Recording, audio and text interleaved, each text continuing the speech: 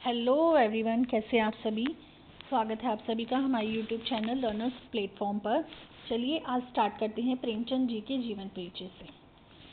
तो दोस्तों, प्रेमचंद जी का वास्तविक नाम था धनपत राय श्रीवास्तव। बचपन से उनका यही नाम था, धनपत राय श्रीवास्तव। उनका उपनाम है मुंशी प्रेमचंद और नवाब राय। उनका नाम मुंशी प्रेमचंद कैसे पड़ा दोस्तों? पहले प्रेमचंद जी का नाम धनपत राय श्रीवास्तव ही था। धीरे धीरे उन्होंने अपनी रचनाएं लिखनी शुरू की। उन्होंने कई उपन्यास, नाटक, कहानी आदि बहुत सारी विधाओं में लिखा, जिस कारण उनका नाम धीरे धीरे मुंशी प्रेमचंद पड़ा।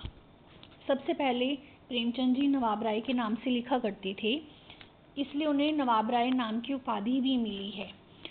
पहले वो नवाब राय के नाम से लिखते थे, परंतु वो इतने प्रसिद्ध नहीं हो पाए। जब वो नवाब राय के नाम से रचनाएं लिखते थे तो इतने प्रसिद्ध नहीं हो पाए, जिस कारण उन्होंने नवाब राय की उपाधि को छोड़कर मुंशी प्रेमचंद के नाम से लिखना शुरू किया। प्रेमचंद जी का जन्म स्थान लम्ही, वाराणसी, उत्तर प्रदेश में हुआ है। उत्तर प्रदेश का एक वाराणसी जिला है, जिसमें लम्ही नामक एक गांव है, वहां पर उनका जन्म हुआ है। प्रेमचंद जी का जन्म 31 जुलाई 1880 में हुआ है। प्रेमचंद जी का जन्म 31 जुलाई 1880 में हुआ है और उनकी मृत्यु 8 अक्टूबर 1936 में हुई है। प्रेमचंद जी की मृत्यु का कारण जलोदर रोग रहा है। जलोदर रोग दोस्तों, जलोदर रोग एक ऐसा रोग है जिसमें इंसान का पेट फूल जाता है। अगर किसी को जलोदर रोग लग जाए तो उसका पेट ज़्यादा फूल जाता है और ये काफ़ी भयानक रोग होता है, जिस कारण उनकी मृत्यु हो गई। और प्रेमचंद जी का व्यवसाय रहा है लेखक, पत्रकार, अध्यापक। सबसे पहले प्रेमचंद जी अध्यापक के रूप में एक स्कूल में पढ़ाया करते थे और फिर धीरे धीरे साथ साथ अपनी रचनाएं भी लिखते थे, जिस कारण वो पत्रकार बने और फिर आगे धीरे धीरे वो लेखक बने। पहले अध्यापक थे, फिर पत्रकार बने, फिर लेखक बने।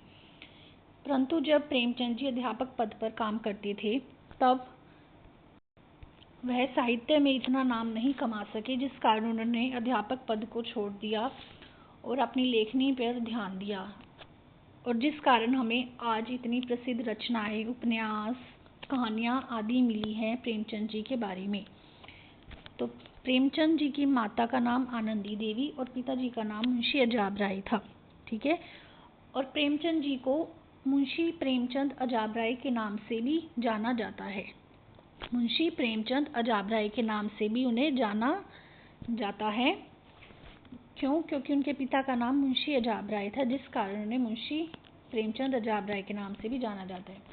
प्रेमचंद जी की पत्नी का नाम शिवरानी देवी था। यह उनकी दूसरी पत्नी थी, यह उनकी सेकंड वाइफ थी, उनकी दूसरी पत्नी थी। उनकी पहली पत्नी का नाम कहीं पर भी मेंशन नहीं है। उनकी पहली पत्नी उन्हें छोड़कर चली गई थी।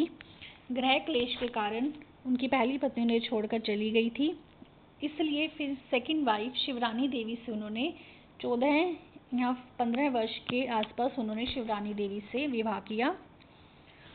और शिवरानी देवी एक विधवा थी उस समय। शिवरानी देवी उस समय विधवा थी जिस समय प्रेमचंद जी ने शिवरानी देवी से विवाह किया था।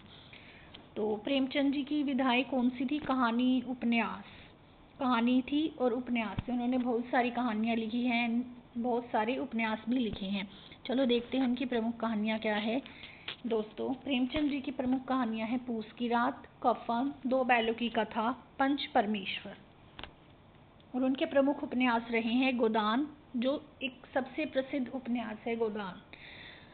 अन्य है गबन, रंगभूमि। और उनकी जो भाषा रही है सरल, सहज, व्यवहारिक और स्थानीय भाषा रही है। प्रेमचंद जी की भाषा कैसी रही है? सरल, सहज, व्यवहारिक और स्थानीय भाषा रही है। दोस्तों, जब प्रेमचंद जी नवाब राय के नाम से लिखते थे तब वो उर्दू और फारसी शब्दों का प्रयोग करते थे। तब उनकी भाषा इतनी सरल, सहज नहीं थी, काफ़ी मुश्किल थी। इसलिए कारण भी उन्होंने नवाब राय के नाम से लिखना छोड़ दिया था और मुंशी प्रेमचंद के नाम से लिखने लगे। और जब उन्होंने मुंशी प्रेमचंद के नाम से अपनी रचनाएं रची तो उसमें उन्होंने सरल, सहज और व्यवहारिक भाषा का प्रयोग किया, स्थानीय शब्दों का प्रयोग किया। स्थानीय शब्द यानी कि जैसे ग्रामीण भाषा में प्रयोग होने वाले जो शब्द होते हैं वही स्थानीय शब्द कहलाते हैं। और उन्होंने अपनी भाषा एकदम सरल रखी है, सहज रखी है, जो आम बोलचाल की भाषा होती है वैसी रखी है, जो हर किसी को समझ आ जाए। और व्यवहारिक भाषा का प्रयोग किया है, जो हम आम बोलचाल, आम व्यवहार में जो जिन शब्दों का हम प्रयोग करते हैं वैसे ही शब्द उन्होंने अपनी भाषा में लिए हैं। प्रेमचंद जी की शैली व्यंग्यात्मक, भावात्मक और वर्णनात्मक रही है। प्रेमचंद जी की शैली कैसी रही है? व्यंग्यात्मक, व्यंग्य से भरे कई कहानियाँ ऐसी हैं जिसमें उन्होंने व्यंग्यात्मक का प्रयोग किया है, व्यंग्य का प्रयोग किया है। दोस्तों, व्यंग्यात्मक वो होता है जो समाज की कुरीतियों, राजनीतिक ढोंगों पर कटाक्ष या व्यंग्य करना। जब भी समाज में, आजकल के समाज में जो हो रही कुरीतियां हैं, जो राजनीतिक ढोंग हो रहे हैं, उस पर व्यंग्य करते हुए उन्होंने कहानियां लिखी हैं और उपन्यास भी रचे हैं। और भावनात्मक का मतलब होता है जब लेखक अपने जीवन की आत्मकथा, अपने जीवन के अनुभव या उनकी जो यादें हैं उनको लिखता है, तो वो होता है भावनात्मक शैली। तो वहाँ पर भावनात्मक शैली का प्रयोग किया जाता है। और वर्णनात्मक शैली का मतलब होता है जब किसी भी स्थान, किसी वस्तु या किसी भी व्यक्ति का सजीव हम चित्रण करते हैं, विस्तृत चित्रण करते हैं। मान लो प्रेमचंद जी ने अपनी किसी कहानी में या उपन्यास में किसी स्थान का वर्णन किया है, तो वहाँ पर उन्होंने वर्णनात्मक शैली का प्रयोग किया है। तो दोस्तों, ये था प्रेमचंद जी का जीवन परिचय, उनके बारे में मेन पॉइंट्स। दोस्तों, अगर आपको जीवन परिचय एक एग्ज़ाम के पॉइंट ऑफ व्यू से चाहिए तो उसके लिए भी मेरे पास प्रेमचंद जी का जीवन परिचय है। ये देखिए, प्रेमचंद का वास्तविक नाम धनपत राय था। प्रेमचंद का जन्म 31 जुलाई 1880 ईस्वी को वाराणसी जिले के लम्ही गांव में हुआ था।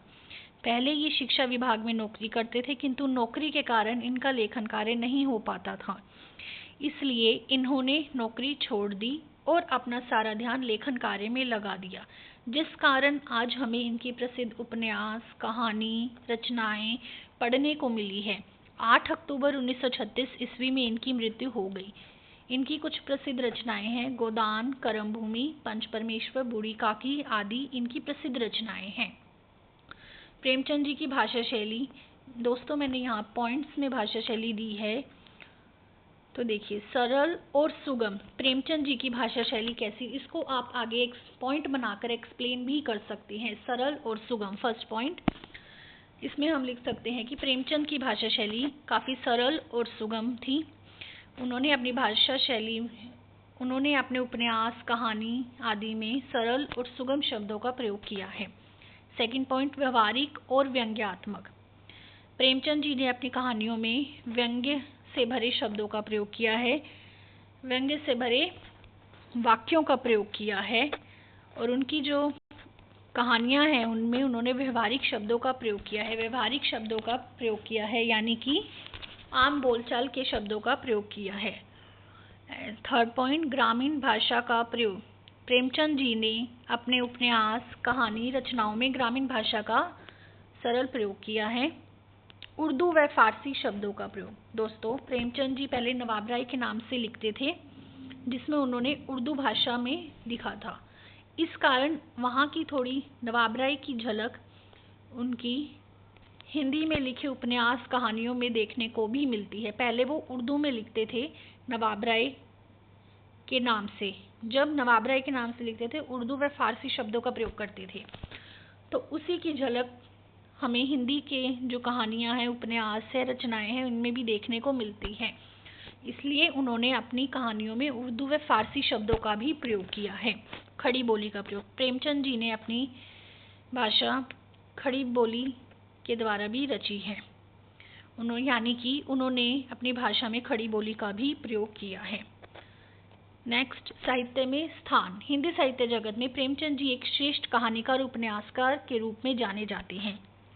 दोस्तों, अगर ये जीवन परिचय आपको थोड़ा शॉर्ट में लगता है तो आप इसको बढ़ाकर भी लिख सकते हैं, भाषा शैली के पॉइंट्स को ज़्यादा बढ़ा के लिख सकते हैं, और आप चाहें तो रचनाओं के बारे में भी 2-3 लाइन्स लिख सकते हैं, जैसे गोदान, करमभूमि, पंच परमेश्वर, बूढ़ी काकी, इन सब के बारे में 2-3 लाइन्स भी लिख सकते हैं।